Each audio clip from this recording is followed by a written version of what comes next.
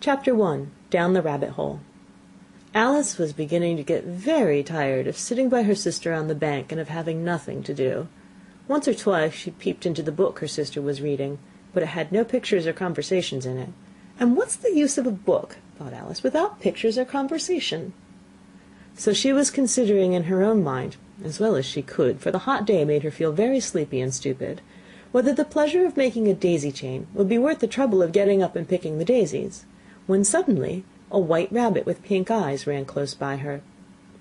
There was nothing so very remarkable in that, nor did Alice think it so very much out of the way to hear the rabbit say to itself, oh dear, I shall be late."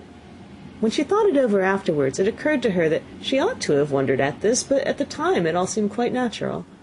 But when the rabbit actually took a watch out of its waistcoat pocket and looked at it, and then hurried on, Alice started to her feet, for it flashed across her mind that she had never before seen a rabbit with either a waistcoat pocket or a watch to take out of it, and burning with curiosity, she ran across the field after it, and fortunately was just in time to see it pop down a large rabbit hole under the hedge. In another moment down went Alice after it, never once considering how in the world she was to get out again. The rabbit hole went straight on like a tunnel for some way, and then dipped suddenly down, so suddenly that Alice had not a moment to think about stopping herself before she found herself falling down a very deep well. Either the well was very deep, or she fell very slowly, for she had plenty of time as she went down to look about her and to wonder what was going to happen next. First she tried to look down and make out what she was coming to, but it was too dark to see anything. Then she looked at the sides of the well, and noticed that they were filled with cupboards and bookshelves. Here and there she saw maps and pictures hung upon pegs.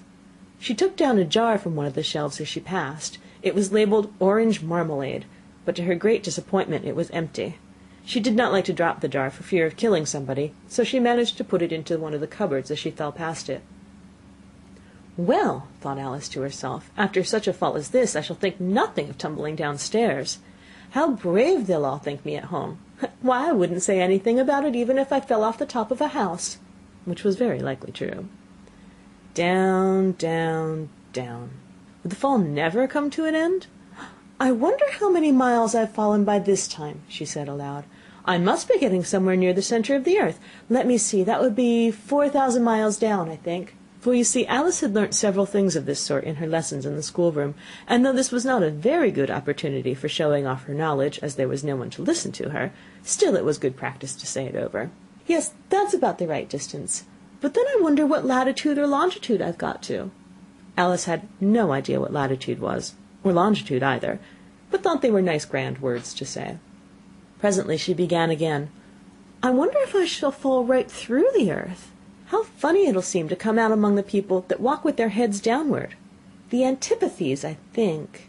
She was rather glad there was no one listening this time, as it didn't sound at all the right word. But I shall have to ask them what the name of the country is, you know. Please, ma'am, is this New Zealand or Australia? And she tried to curtsy as she spoke. Fancy curtsying as you're falling through the air. Do you think you could manage it? And what an ignorant little girl she'll think me for asking. No, it'll never do to ask. Perhaps I shall see it written up somewhere. Down, down, down. There was nothing else to do, so Alice soon began talking again. Dinah'll miss me very much tonight, I should think. Dinah was the cat. I hope they'll remember her saucer of milk at tea time. Dinah, my dear, I wish you were down here with me. There are no mice in the air, I'm afraid, but you might catch a bat, and that's very like a mouse, you know. But do cats eat bats, I wonder?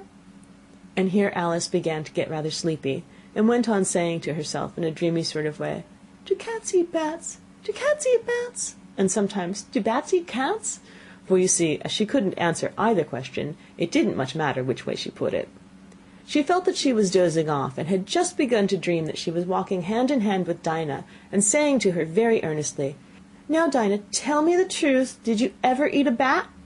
When suddenly, thump, thump, down she came upon a heap of sticks and dry leaves, and the fall was over. Alice was not a bit hurt, and she jumped up on her feet in a moment. She looked up, but it was all dark overhead. Before her was another long passage, and the white rabbit was still in sight, hurrying down it. There was not a moment to be lost. Away went Alice like the wind, and was just in time to hear it say, as it turned a corner, "Oh, my ears and whiskers, how late it's getting!" She was close behind it when she turned the corner, but the rabbit was no longer to be seen.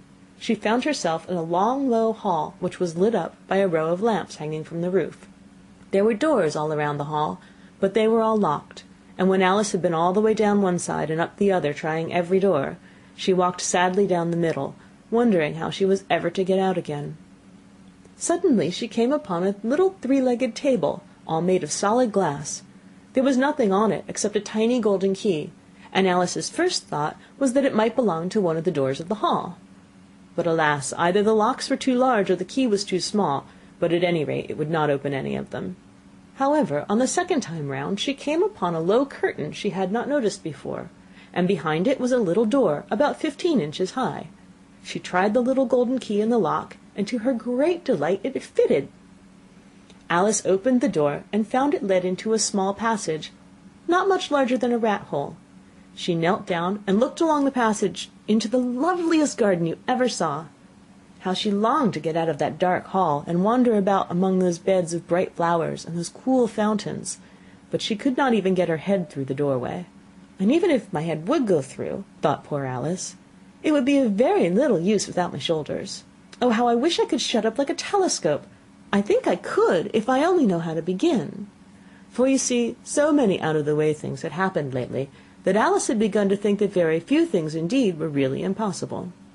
There seemed to be no use in waiting by the little door, so she went back to the table, half hoping she might find another key on it, or at any rate a book of rules for shutting people up like telescopes. This time she found a little bottle on it, which certainly was not here before, said Alice, and round the neck of the bottle was a paper label, with the words "Drink me" beautifully printed on it in large letters. It was all very well to say "drink me," but the wise little Alice was not going to do that in a hurry. "No, I'll look first," she said, "and see whether it's marked poison or not," for she had read several nice little histories about children who'd gotten burnt and eaten up by wild beasts and other unpleasant things, all because they would not remember the simple rules their friends had taught them, such as that a red-hot poker will burn you if you hold it too long, and that if you cut your finger very deeply with a knife it usually bleeds. And she had never forgotten that if you drink much from a bottle marked poison, it's almost certain to disagree with you sooner or later. However, this bottle was not marked poison, so Alice ventured to taste it, and finding it very nice, it had, in fact, a sort of mixed flavour of cherry tart, custard, pineapple, roast turkey, toffee, and hot buttered toast. She very soon finished it off. "What a curious feeling," said Alice. "I must be shutting up like a telescope." And so it was indeed. She was now only 10 inches high, and her face brightened up at the thought that she was now the right size for going through the little door into that lovely garden. First, however, she waited for a few minutes, to see if she was going to shrink any further. She felt a little nervous about this, "for it might end, you know," said Alice to herself, "in my going out altogether like a candle. I wonder what I should be like then." And she tried to fancy what the flame of a candle is like after the candle is blown out, for she could not remember having ever seen such a thing. After a while, finding that nothing more happened, she decided on going into the garden at once. But alas for poor Alice, when she got to the door, she found she had forgotten the little golden key, and when she went back to the table for it, she found she could not possibly reach it. She could see it quite plainly through the glass, and she tried her best to climb up one of the legs of the table, but it was too slippery, and when she had tired herself out with trying, the poor little thing sat down and cried. "Come, there's no use crying like that," said Alice to herself rather sharply. "I advise you to leave off this minute." She generally gave herself very good advice, though she very seldom followed it, and sometimes she scolded herself so severely as to bring tears into her eyes. She once remembered trying to box her own ears for having cheated herself in a game of croquet she was playing against herself, for this curious child was fond of pretending to be two people. "But it's no use now," thought poor Alice, "to pretend to be two people. Why, there's hardly enough of me to make one respectable person." Soon her eye fell on a little glass box that was lying under the table. She opened it, and found in it a very small cake, on which the words "Eat me" were beautifully marked in currants. "Well, I'll eat it," said Alice, "and if it makes me grow larger I can reach the key, and if it makes me grow smaller I can creep under the door. So either way I'll get into the garden, and I don't care which happens." She ate a little bit, and said anxiously to herself, "Which way? Which way?" holding her hand on the top of her head to feel which way it was growing, and she was quite surprised to find that she remained the same size.